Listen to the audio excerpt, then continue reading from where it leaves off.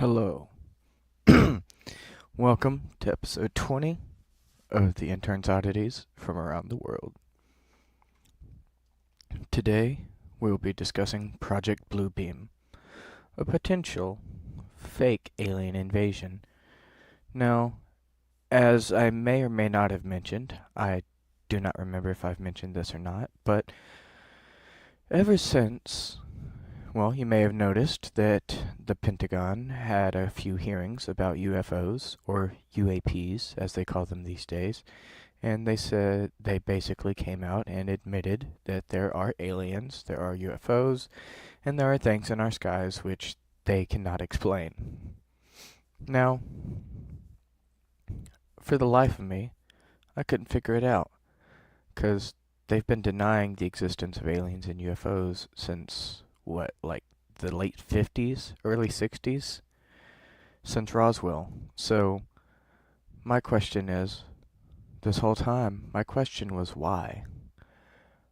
Why now, after they've been hiding it for like 50, 60, even 70 years, however long it's been, when they've been hiding it for this long, why would they reveal it now? What changed? And what are they trying to hide? What are they trying to distract us from? And then I stumbled across something, and it all clicked into place, and it all makes perfect sense.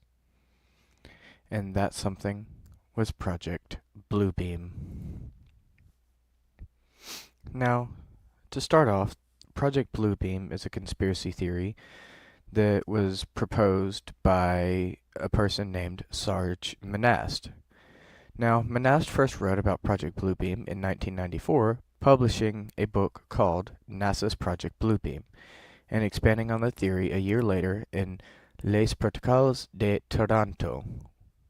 We're going to skip over a little bit of that, not trying to make this too overly long or get into a rant. So, in a strange twist, here's the part that I wanted to point out before we even get into it.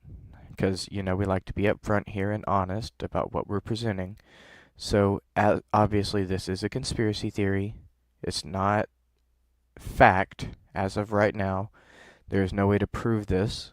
But it is a conspiracy theory which I find very interesting and definitely would explain a lot about what is going on in the world right now if it turned out to be true. So, this article I found on a website called allthat'sinteresting.com/project-blue-beam. Now, this website is talking about Project Bluebeam. This is my source for today, and I've been doing research on this for maybe about a month or two now, for a couple of months, and just general research here and there. But anyways, this article says, in a strange twist, some have speculated that Manast may have also been inspired with his book and his idea by Star Trek, specifically the premise of a never-produced movie, Star Trek: The God Thing, which would have introduced a mysterious force that claimed to be God, but was actually a sentient computer. Now, we're going to get into that in a moment, but first we'll come back to this later, not in a moment, but we will come back to that later. I just wanted to point that out. This is a conspiracy theory with no solid evidence, but I personally believe in this, and it makes a lot of sense to me. So, let's go ahead and get started. There are 4 steps to Project Bluebeam. Now, the first step of Project Bluebeam, according to Serge Manast, involves effectively rewriting history by faking earthquakes around the world. These man-made quakes are meant to lead to the discoveries of fake artifacts that will discredit traditional religions, especially Christianity and Islam. Now let's pause for a moment. So they're going to make man-made earthquakes. Now let's see, is that possible? I believe so. HAARP. HAARP. They can send frequencies around and produce earthquakes. We have evidence of that. Like, it's circumstantial evidence, to be fair, but it seems a bit coincidental to me because there have been multiple instances where I've read multiple articles about how they have the HARP laser. What is it? The laser frequencies? I know it shoots out frequencies like radio frequencies, but they have the satellite pointed in a particular direction towards a particular geographical location, and then all of a sudden there's an earthquake in that geographical location at the same time that the satellite array, whatever, the HARP, is pointed towards that geographical location, it gets an earthquake. And when they turn the HARP machine off or point it away from that location, the earthquake stopped a few days later. So, do with that information as you will. So let's continue. So in essence, monasts believe that NASA and the UN would dismantle these established religions around the world by sowing historical doubt about them in order to propagate their New Age religion. So essentially, what they're saying is he's going to fake not he, sorry. He's just the one presenting the theory. He's not a part of it, as far as we're aware. But anyways, they, the people in charge, NASA and the UN, are going to cause these fake earthquakes, possibly with HARP, and they're going to do archaeological dig sites. And these archaeological dig sites are going to produce artifacts which they claim will discredit and disprove religions around the world. Now, some criticism for this theory is that religious people are highly devout and devoted to their faith quite often, and a few little artifacts are not going to sway their opinion. So for that, some people wonder about that. But we'll circle back around to that later, because there's stages to this. But they do have a plan for that, so we will circle back around to this in a minute. Now, let's continue. Step 2 involves three-dimensional holographic laser projections that would be beamed across the planet to create a massive space show, depicting a variety of religious figures in the sky, including Jesus, Muhammad, and Buddha. The finale of the show would then involve all of these various holograms merging into a singular entity, the Antichrist. Now, a lot of people do not believe, well, first off, before we even get into that, they included Muhammad. Well, first off, it's against their religion to display images of him, of Muhammad, the prophet. So you saw that South Park got in a lot of trouble for that. So just imagine how upset they would be if someone tried to do that in the clouds and in the sky. And since it goes directly against their religion, it would be very difficult to convince them that it was real when it goes directly against what they believe in. So people have pointed that out as well, to be fair. And many people also don't believe that we have the technology to do realistic holograms and stuff in the sky like that. Although I personally believe we do, because whether it's satellites beaming down onto particles in the air, because some people that believe in this theory, some people will also introduce the chemtrail theory and say that chemtrails from airplanes. Some people believe they have electromagnetic fields and they are helping to coat the atmosphere for Project Bluebeam, which is an interesting theory.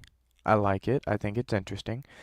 But I'm not decided one way or the other on whether I believe that particular part of it. But one thing that I personally have thought about is drones. Like the Las Vegas Sphere, that looks pretty, cool. So we have really, high quality, crisp and clear HD technology now, And I've seen some really cool stuff done with drones, like LED lights on drones and stuff. I've seen some really cool stuff, so I would not be surprised if they could make it look real. And, you've seen those cities in the clouds on those old YouTube videos, if you've ever seen those. So let's keep going. But how would this space show convince every single person on Earth to go along with NASA and the UN's supposed plans? This was Manast's explanation. Such rays from satellites are fed from the memories of computers that have stored massive data about every human on Earth in their languages. The rays will then interlace with their natural thinking to form what we will call diffuse artificial thought. So basically, they're going to put like the main deity for the dominant religion in each geographical location, according to what the statistics say is the dominant religion. So like Westerns over here, you might see Jesus, or in the Middle East, you might see Allah, or in the East, like over in Asia, you might see Buddha or something similar like that. Now, the third stage is what Serge Manast called telepathic electronic two-way communication. He claimed that NASA would use low-frequency radio waves and satellite rays to communicate with individuals telepathically, assuming that these people would believe that their God is speaking to them. Through this communication, Manast claimed that NASA would be able to influence how people think and prepare them for step 4. So this is the part I was talking about earlier when I said we'll come back to that. So what they're doing here is for the people that don't believe the giant hologram in the sky and the people that don't believe the artifacts. If you're still not convinced after all that, then they're going to make little voices speak into your head. If you'll give me 1 second, I have to sneeze. I apologize. 1 second.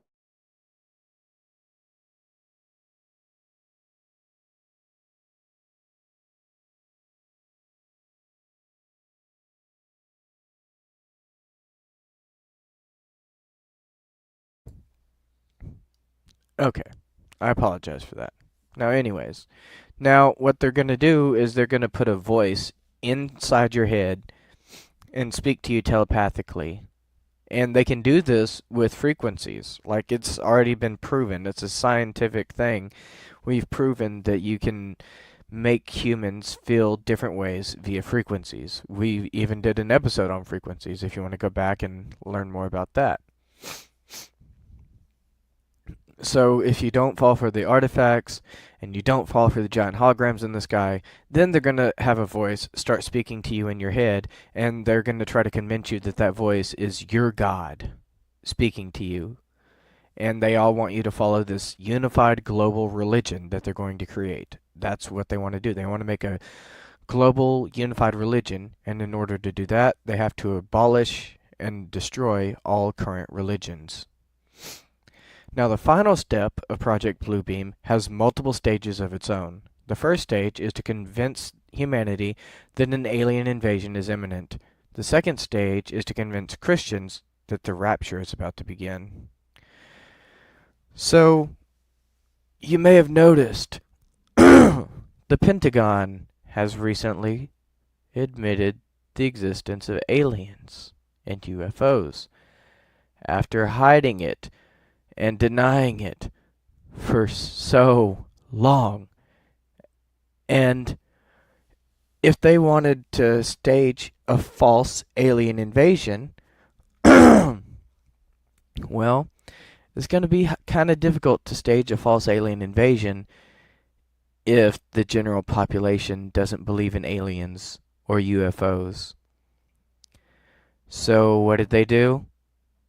They told everyone that UFOs and aliens were real, so that way, when they do stage the alien invasion, everyone will be like, oh no, they warned us. They told us this was going to happen. Not directly, but they told us that aliens were real, and here they are. Now it's happening. So, they had to do that.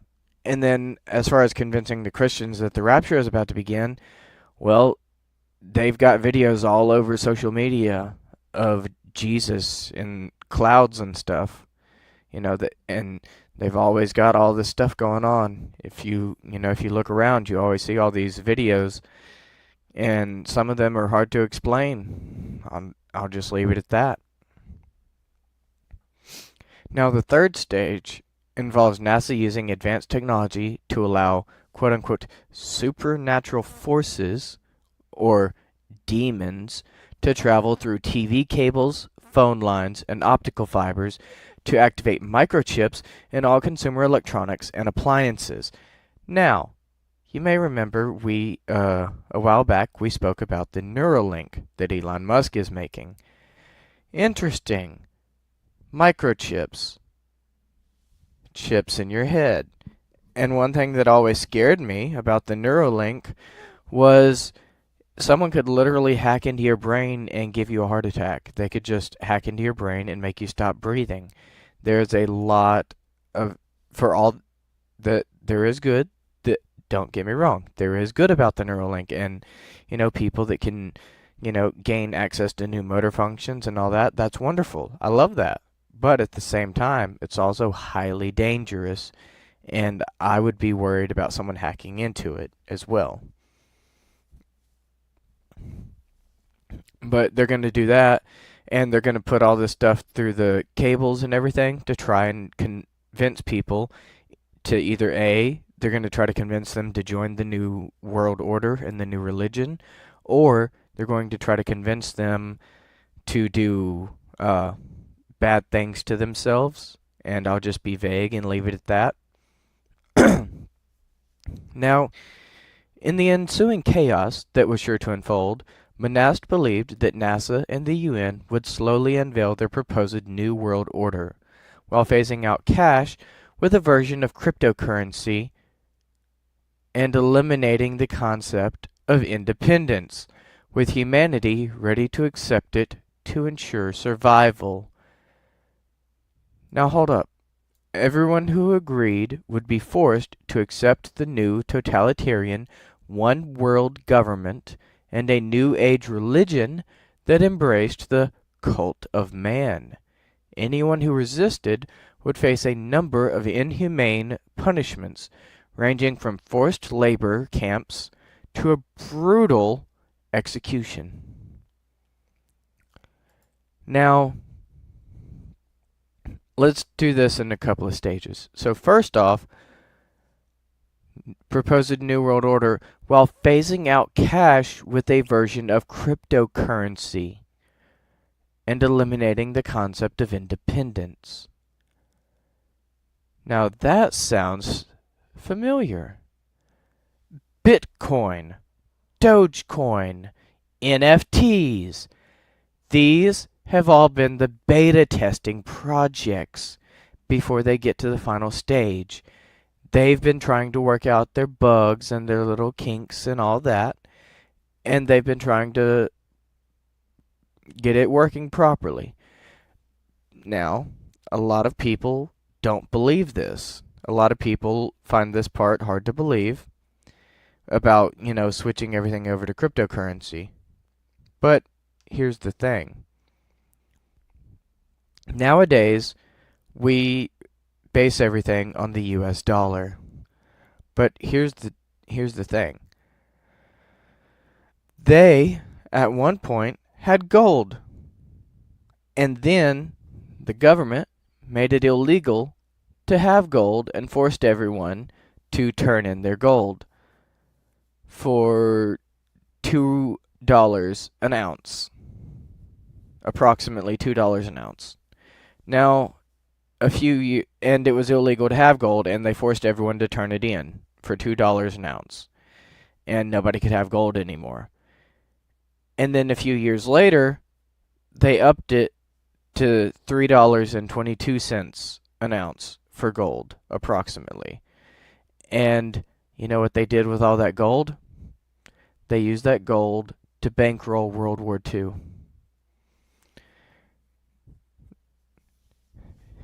Now that is not my information. That is what I have been told and what I've discovered through my research, but I highly suggest that you do your own research, and if you find otherwise, then please let us know and we will correct ourselves. That is just what I have discovered on my own research, but I'm completely aware that there are many countless sources out there, many are contradictory, and sometimes it can be difficult to determine what's true and what's not. So as we always say, do your own research as well. If you don't believe if you don't believe something that we say, do your own research and come back and, we encourage you to prove us wrong. We want you to prove us wrong and correct us. We always strive to learn more and we always want to learn. So if we ever get anything wrong, just let us know. But I was under the impression through my research and my sources that that is how it was. So that is the information I am presenting. And I'll just leave it at that. Now, the cryptocurrency, Bitcoin, Dogecoin, all that, it's like a beta version of what they want to do in the end. And with, eliminating the concept of independence, with us ready to accept it to ensure survival, well, I ain't got to say much about that. Not trying to get into all that, but, some people, I'll just say it as succinctly as I can. Some people are willing to work, and some aren't. And that's all I'm going to say about that. Now, let's see, what was the other part we wanted to talk about? Ah, yes, this new age religion that embraces the cult of man, and if you resist, they're all the inhumane punishments. So, the cult of man, this definitely sounds like a thing that could happen. I personally believe this could happen. Because everyone, a lot of people are, saying like, you got to embrace yourself and, you got to be who you are and all this. But that one, I'm going to be honest, that one I don't really understand that well. So if you have any views or opinions on that, please let us know. And we would love to discuss them with you. Now, as for the punishments, I'm not trying to get too deep into that one, but I definitely do believe in that, and I do have some ideas on that, but I don't think that would necessarily be appropriate to discuss right here. So I'm going to glaze over that and continue. The NASA Blue Beam Project is the prime directive for the New World Order's absolute control over the populations of the entire Earth, Monast insisted to his readers. I would suggest you investigate this information carefully before dismissing it as fanatic lunacy. Now, as for the modern belief in this conspiracy theory,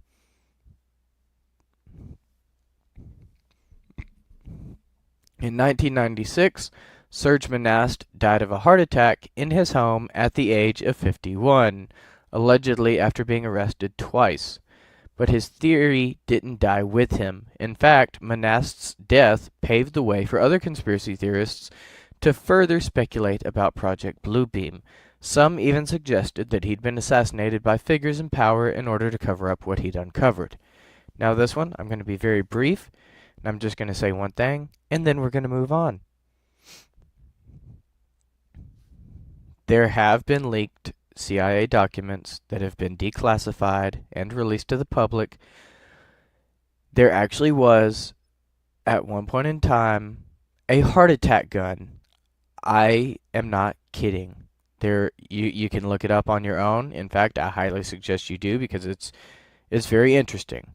But there really was a heart attack gun developed by the CIA, and it left a little red dot at the entry point where the chemical went into your bloodstream. And we're just going to leave it at that and move on. Project Bluebeam quickly found a second life thanks to the internet becoming more mainstream in the 2000s. One of the earliest propagators of Project Bluebeam was a now defunct GeoCities page written by David Oppenheimer, which expanded on Monast's original text. The theory was also covered in depth on the website educate-yourself.org, owned and edited by a man named Ken Adachi, who is extremely outspoken against organized medicine, even when it comes to treating terminal diseases. More recently, the theory has reemerged on social media as the U.S. government becomes more forthcoming about UFOs and shooting down mystery objects spotted in the sky, which is exactly why I am discussing this. That is exactly why I wanted to discuss this. This has led to some to point to Manass's claims that flying saucers and other UFOs are merely NASA's test runs for their future space show. But while Project Bluebeam certainly still has believers today, there has never been any hard evidence that supports it. It attempts to pull real-world events into an imagined scenario, layering just enough doubt and promoting just enough fear that those who are already inclined to believe in conspiracy theories, people with a strong desire to feel safe and to feel like their community is superior to others, according to a recent study, will likely subscribe to the Project Bluebeam theory. Ultimately, Project Bluebeam is nothing more than what it seems at first glance, a wild conspiracy theory with no real evidence to support it. And this article that I've been reading from was written by Kara Goldfarb, who is a writer living in New York City, who holds a bachelor's degree in journalism from Ithaca College and hosts a podcast for Puna Press. So thank you for your contribution to the theory, Miss Goldfarb. Thank you for such a well-written article. And we can agree to disagree. And we can politely do that. And if you would like to come on the show and tell us your theory and why you don't believe in it, and you would like to discuss it with us, we would love to have you on. I'm sure we could work something out if you ever happen to see this and wanted to get on and tell us that we're completely wrong and it's completely false, then let us know. All right, and before we get out of here, in closing, I would like to do a little bit of a... Well, I'm not sure what to call it, so I'll just call it an extra. But I also have come across information about Werner von Braun. So, let me see if I can find that quote real quick before I mention this, if you'll give me just 5 seconds.